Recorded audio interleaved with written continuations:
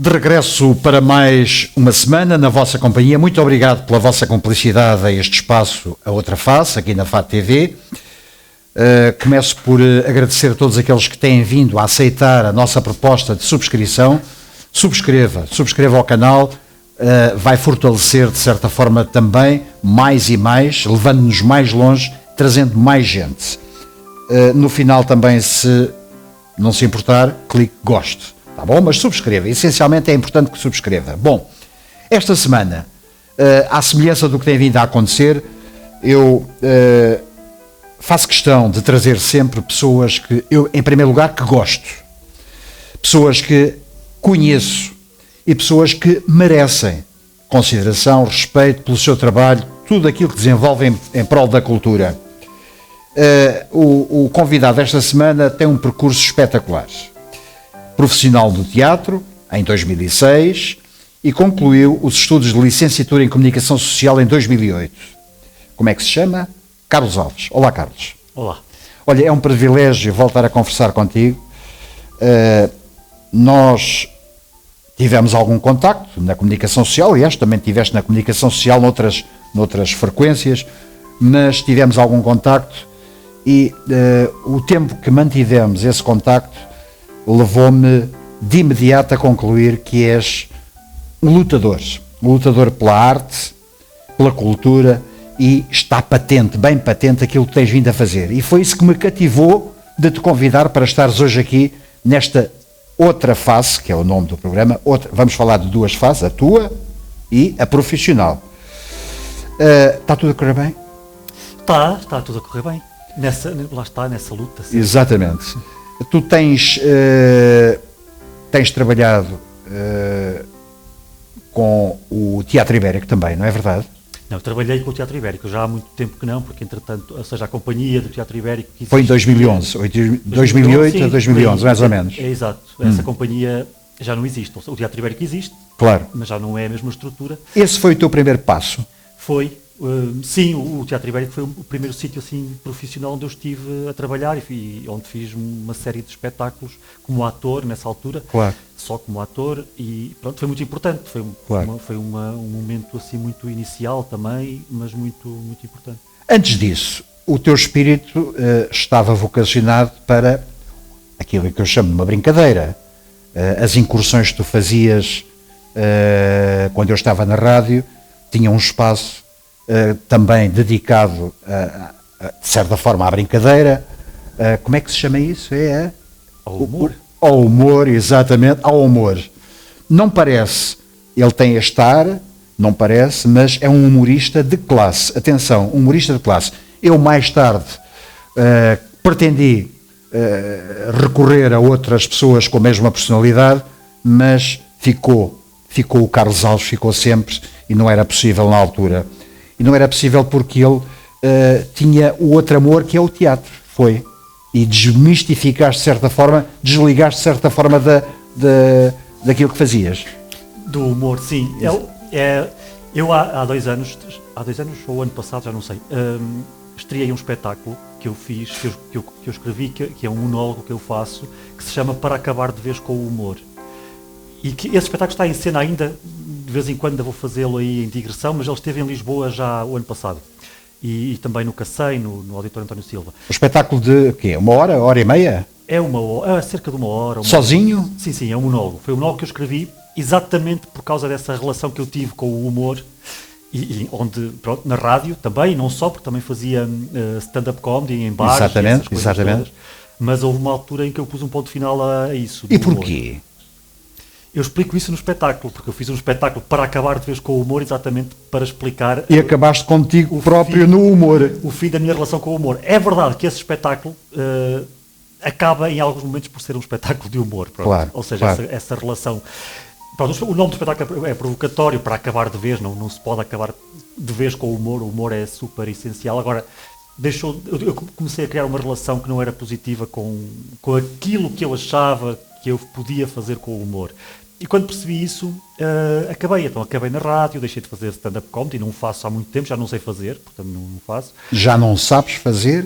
Já não, Sabes. imagina, o último foi em 2015, portanto já foi há 10 anos, o último espetáculo de stand-up comedy. Depois na rádio ainda continuei mais uns tempos, mas depois também acabou.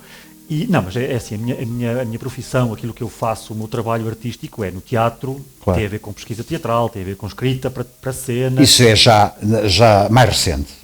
Sim, quer dizer, naquela altura já fazia isso também, mas pronto, agora é isso. Mas participaste em várias peças de teatro, logicamente. Sim, continuo a fazer isso. E continuas a fazer isso. Neste momento, estás a fazer o quê? Eu este ano terminei há pouco tempo, estreámos em março o último espetáculo que eu ensinei e que escrevi, que se chamava Direção-Geral das Artes, e que esse espetáculo ainda vai continuar em 2026. Essa foi a minha última produção, criação.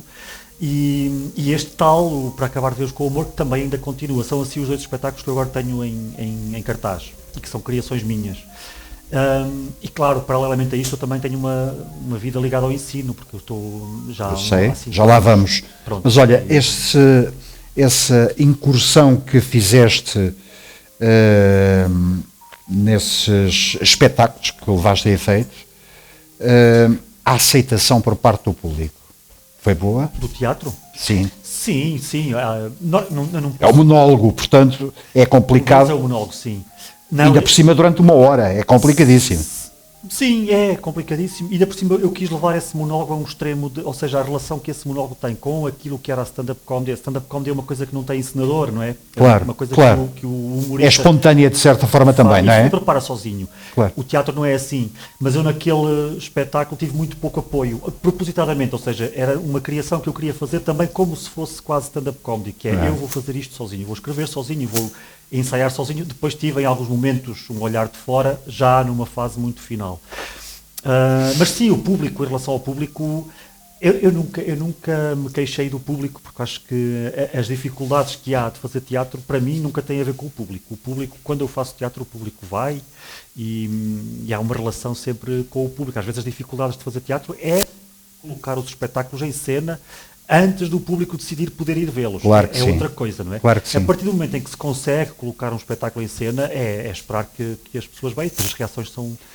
Olha, o terminares com essa primeira fase e a entrada no sucesso, na minha opinião, no outro espírito de mais sucesso, mais visibilidade, foi alguém que te motivou? Tiveste a inspiração de alguém que te disse vamos em frente para outra via? Não. O teatro é uma coisa que está presente desde sempre. Eu nunca fui humorista. Essa minha incursão pelo humor... Dizes tu? Que até durou... Sim, mas na verdade, eu sei o que é um humorista. É uma pessoa que se dedica a isso todos os dias. E eu, naquela altura, dedicava-me a isso todos os dias, mas era uma coisa muito provisória. Claro. Que eu também nunca quis aprofundar. Portanto, o teatro é que era a coisa fundamental. E fiz isso, só que o teatro também, ao mesmo tempo, teve que ser um percurso muito mais sustentado. E foi sendo sustentado, fui aprendendo muito e fui trabalhando muito até achar que, por exemplo, podia ensinar uma peça. Isso demorou muitos anos, até eu achar que podia ter essa veleidade, não é? Claro. Até achar que eu podia escrever um texto para a cena e esse texto poder ser feito. Também demorou muitos anos. E depois houve pessoas muito importantes, porque eu falo sempre, porque acho que foram importantes numa motivação e no sentir que posso ir por aqui, que foram, por exemplo, os professores que tive na Escola Superior de Teatro e Cinema, quando lá fiz o mestrado em comecei em 2018, acabei em 2020. E por exemplo, isso é uma forte motivação, no sentido do exemplo, das coisas que eu ouço de um professor e da relação que se cria com um professor, e que tu começas a ler e a ouvir coisas que nunca tinhas pensado, e começas a pensar de outra forma mais aprofundada, e depois começas a pensar que se calhar há caminhos que vale a pena seguir. E que isso tem a ver com a idade? O pensamento é diferente?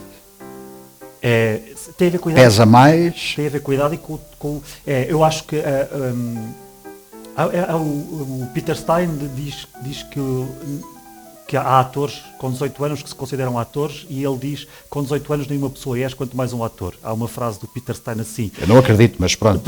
Claro, Vale o que vale. Isto é um exagero. Claro. Eu acho que o que ele quer dizer com isso é que a idade, no trabalho teatral, a idade conta muito. Ou seja, há um processo que tu não consegues, tu podes ter muito talento, podes ter isso tudo, mas tu não consegues ter um amadurecimento com pouca idade, tens Claro de que viver sim. mesmo. Acho que é uma relação com a vida, entre a arte e a vida, que pronto, obriga-te a viver, não há outra forma. Claro. Trabalhar ajuda muito, Lógico. mas tens que Eu viver. aquilo que conheço de ti, dessas incursões na comunicação social, nas rádios, etc, etc, nunca foste um ator muito acutilante, não atacavas muito, fazias no superficial. Hoje em dia, isto leva-me a esta pergunta, hoje em dia como é que tu vês o humorismo? Tu dizes que eu nunca era acutilante? Não, acutilante diretamente às pessoas, Ah. era superficial, na minha opinião. Sim. Ok, está bem. É que eu por acaso achava que era acutilante. Não eras. Falavas dos assuntos, Sim. mas abordavas superficialmente os assuntos. Hoje em dia, como é que tu consideras o humorismo? Eu só posso considerar aquilo que vejo, não é? Porque eu já não faço. Exatamente, Eu também só- é aquilo que existe. É assim, uma das coisas, deixa cá ver se eu digo isto sem ser mal entendido, uma das coisas pelas quais eu deixei de fazer essas coisas relacionadas com a comédia, é que também o que se passava à minha volta deixou de me interessar. Ou seja, quando ia ver, não tinha interesse, não via coisas interessantes. E, sinceramente, hoje em dia, com muito poucas exceções, também não vejo coisas interessantes. Isso foi o amadurecer, volto ao início, o amadurecer da tua personalidade, ver a situação de uma forma diferente. É isso? Talvez, mas realmente eu não consigo olhar para o humor hoje em dia, tirando algumas... Há muito poucas exceções em que aquilo possa ser interessante. Porque há muitas coisas que para mim são isso que tu estavas a dizer, que também são superficiais, que pronto, era o que eu fazia também, mas que são, e os temas às vezes são muito semelhantes, são sempre os mesmos temas. Também há um lado, num certo humor, que vai para um lado extremamente conservador e reacionário, que a mim deixa de me interessar, por exemplo, uma provocação que vai para um conservadorismo que a mim já não me interessa. E então, há muito pouco humor que me faz rir hoje em dia, mas há algum, há humoristas que fazem. Eu acho que o trabalho do humorista, tal como o no teatro, é uma coisa muito séria. Ó Carlos, eu vou falar de uma realidade, e isso tem a ver também com aquilo que eu estava a abordar. Recentemente nós tivemos aí uma situação, tu sabes qual é essa situação, que toda a comunicação social mexeu. Era disso que estavas a falar? Dessa comunicação que tu não gostavas? Não desse caso em particular. Esse caso é muito interessante porque esse caso que a comunicação social falou e que foi um processo judicial, esse caso foi uma tentativa de colocar em causa uma liberdade humorística, que é diferente. E não é esse tipo de humor que eu estou a falar. Esse tipo de humor, podemos gostar ou não, ele é acutilante. Claro. Ele tem um lado de mostrar... Para mim, o humor é a Joana Marques, né? Vale a pena aqui com coisas. O humor que a Joana Marques faz pode ser muito desagradável para quem é avisado. É de certeza. Claro que sim. Aliás, o programa também se chama assim. Mas há uma linha naquele humor que ela faz, que é o brincar e o expor um certo egocentrismo de certas pessoas. Ou seja, as pessoas hoje em dia, e especialmente hoje em dia, as pessoas levam-se demasiado a sério. E quando aparece um humorista que expõe uma pessoa que se leva demasiado a sério, isso dói muito. Claro. Mas ao mesmo tempo isso é uma coisa que o humor pode fazer, que é expor o ridículo do ser humano. Também é verdade. Se isso é ofensivo ou não, não sei. Agora, certamente será para as pessoas que são visadas. Agora, daí até levar a um processo judicial, para mim já foi muito para a frente, não é verdade? Para a frente. Mas é verdade que existe depois, uma claro, linha... Eu fiquei contente, embora não fosse nada comigo, fiquei contente com a decisão judicial, Claro. porque eu acho que ela é correta para o resto da sociedade, que é, não podemos agora, uma pessoa não se pode sentir ofendida e isso pôr em causa tudo o resto. Mas é verdade que existe uma linha vermelha, não é verdade? Sim, mas a linha vermelha não é... A linha vermelha no humor e na arte não pode ser decidida pelos tribunais. Essa é uma coisa... Em democracia é assim. Essa linha vermelha pode ser decidida pela sociedade em geral, que é... Pode haver uma condenação da sociedade. Se toda a gente, ou se uma boa parte da sociedade disser não, isso que tu fazes não é correto, eu não quero ouvir mais isso. Isso vai calar um humorista ao final de um tempo. Mas isso só acontece se de facto não for correto, não é? Agora... há muitos humoristas que desaparecem porque deixam de ter interesse. É verdade. Pronto. Há muitos artistas que desaparecem porque deixam de ter interesse. Também é verdade. Não é preciso um tribunal dizer que tu já não podes. Exatamente. Porque isso é o fim de uma sociedade democrática e nós estamos num momento em que isso é muito perigoso. O motivo pelo qual o convido todas as semanas a estar aqui neste projeto, na FAT TV, na dupla face, é efetivamente estes contextos, este diálogo. São situações que fazem parte do nosso dia-a-dia, da vida, da informação. As pessoas que estão inseridas no contexto da comunicação social, da cultura, ao fim e ao cabo, deixam uma mensagem interessante que serve para o futuro, serve para nós pensarmos, e é esse o nosso objetivo. E é por isso que lhe digo frequentemente que subscreva aqui o canal, a FAT TV, diga aos seus amigos que existe, que todas as semanas estamos consigo, gostamos imenso, partilhe com os seus amigos, quantos mais, melhor. Eu costumo dizer esta frase, quanto mais, melhor. Carlos, tu tens feito pequenas incursões, peças curtas de teatro ultimamente, é?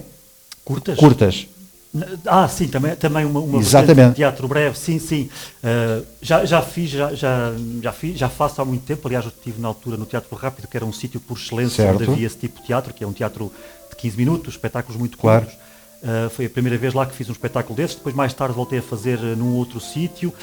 E ultimamente, aqui há uns 2 ou 3 anos, escrevi um texto também para uma peça curta, uma peça também de 15 minutos, e esse texto por acaso foi premiado na Galiza e foi traduzido para castelhano e para galego. Pronto, claro. É um texto que está assim, é um texto curto, chama-se 13 de Maio, uma alusão ao 13 de Maio de Fátima, mas que depois tem outras conotações, o texto em si, e pronto, e sim, também é uma coisa que... O que é que eu noto no teu historial? Noto que tens vindo a subir de grau a degrau, com calma, com tranquilidade. Isto leva-me a pensar que mais dia menos dia estamos a ver aí também no cinema. Não sei, olha, o cinema fiz muito pouco, sabes? Eu fiz lá Eu sei. curtas-metragens fiz, Eu sei. já participei em algumas, longas nunca. Mas é assim, também eu não ando à procura. Nunca andei muito à procura e por isso também não é normal que as pessoas venham à minha casa buscar-me. Eu, como sempre estive muito no teatro, sempre me foquei muito no teatro, não estou inscrito em agências, por exemplo, que é uma coisa fundamental para ir fazer castings para cinema, e eu não vou, também não estou à espera que as pessoas me venham buscar a casa. Também não tens tempo, neste momento não tens tempo. Eu não gosto de cinema, não é nada disso, é mesmo porque sim, pronto, sempre me dediquei a uma coisa, ainda para mais no início do meu percurso, isto também acho que é relevante. No início do meu percurso, quando eu vim para Lisboa, porque eu não sou de Lisboa, eu sou de Trás-os-Montes, e aos 18 anos cheguei a Lisboa, e quando comecei aqui no mundo artístico, houve pessoas que me disseram que tu nunca vais fazer televisão nem cinema porque tens sotaque.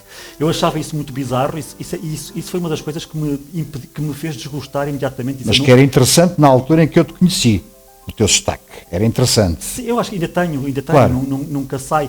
Esse sotaque é que é mais alentejano? Não, então montanhas. Estou a brincar contigo, lógico, eu sei. O sotaque, e hoje em dia é perfeitamente aceitável. Há muitos claro. sotaques na televisão, até mesmo nos telejornais. Claro, cada vez mais. Pronto, ótimo. Mas há 15 anos ou 20 havia um certo apartheid de sotaques. Havia um sotaque clássico. E isso fez-me afastar um bocado também. Então se calhar se já me estás a dizer isso assim à partida, eu também, pelo menos no teatro, não preciso disso. E então foi isso. Mas sim, mas não tenho nada, mas gostava muito de fazer cinema. Aliás, claro que vou fazer cinema um dia, acho que sim também. Lógico. Só isso, acho que nunca fiz também porque lá está, quando não investimos nas coisas não acontecem. Nem sempre a cama é quente, também há camas frias. Pois. Queres-me falar? Tu foste vencedor do festival de teatro em Vila Nova de Gaia, foi? Já foi há muitos anos. Está bem, mas eu lembrei-me agora de repente. Sim, mas aí como ator havia... E isso não te projetou mais? Não apareceram pessoas a dizer, olha, está aqui alguém que vale a pena? Não, mas também na altura era muito jovem, isso foi, sei lá, 2000, foi há 15 anos. Há 15 anos era bastante mais jovem. E isso foi um espetáculo que eu fiz com o Teatro Ibérico, na altura. Teatro Ibérico, exato. O espetáculo chamava-se O Frio que Faz na Cama. Exatamente. Era um espetáculo muito denso, muito interessante, um drama muito forte, com 4 personagens. E pronto, esse espetáculo rodou por vários sítios. Aliás, na Margem Sul fizemos em muitos sítios, desde Almada também. Pinhal Novo, sim. Já não sei, Palmela, vários sítios. E em Lisboa também, e depois em Vila Nova de Gaia, onde até houve uma menção especial.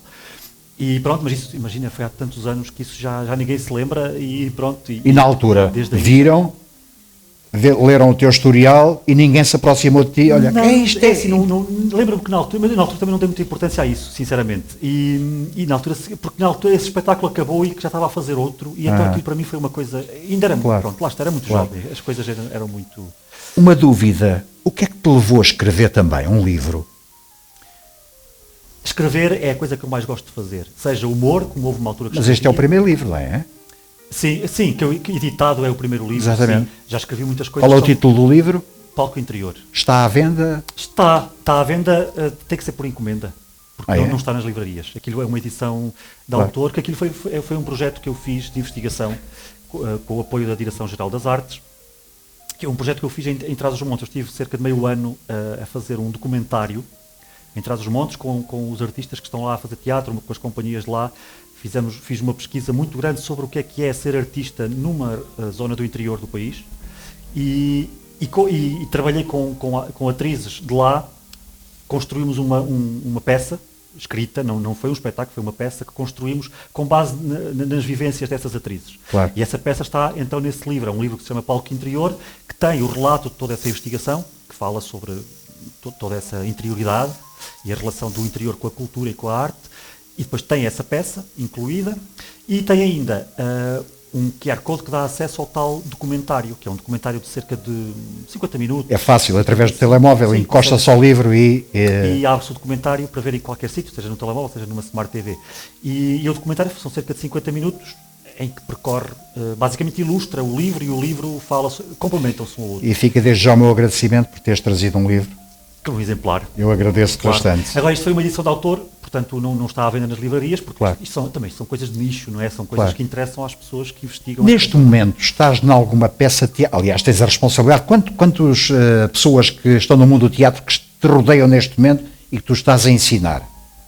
A ensinar? Sim, de certa forma, a ajudar A ensinar na escola. Na escola? Na escola, neste momento, tenho 36 alunos. 36 alunos. 36 alunos que estão comigo são alunos do 12º ano, portanto estão numa fase final do ciclo escolar, e são 36, que começámos agora no meio de setembro e vão até final de maio.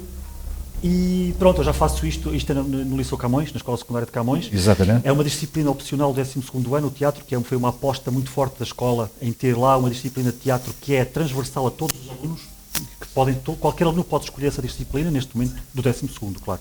Neste momento temos estes 36 que escolheram e que estão agora a fazer a disciplina, e no final de maio vão apresentar, são 2 turmas, estão divididos ao meio, Claro. vão apresentar 2 espetáculos, e que são Claro. aquilo que nós fazemos lá no Liceu Camões, são as turmas de teatro apresentam 2 criações no final do ano, que são criações coletivas feitas pela turma. Elas não pegamos em nenhuma peça que já exista para fazer. O que nós fazemos é, com base em conceitos que nós queremos trabalhar, temas que queremos abordar, criamos... E há muita juventude que está interessada, E há no teatro? muita juventude. Sim, há muita juventude Felizmente, interessada. felizmente. Sim, e isto, atenção, que isto nas escolas, o teatro não é só importante para formar atores. Claro. A maior parte deles nem sequer quer ser ator, quer ter outra Claro. profissão. É muito importante para formar espectadores. Espectadores que saibam, que percebam que há muitos géneros diferentes de teatro, que há muitas formas diferentes de fazer teatro, que há musicais, mas também há teatro, há monólogos só com um ator. Lógico. Pronto, há tudo isso, e que muitas vezes isto não é assim tão claro para toda a gente. Claro. E depois que aprendem a ler um espetáculo. A Claro. capacidade de ir ver um espetáculo e depois ver outro, que são completamente diferentes, e perceber as diferenças e ler o que é que aquilo quer dizer. Isso Carlos, é que é o grande... Eu quero agradecer-te mais uma vez a tua disponibilidade, a tua atenção, dizer-te que tu mereces porque eu tenho acompanhado o teu percurso, espero que consigas concretizar também chegar ao cinema.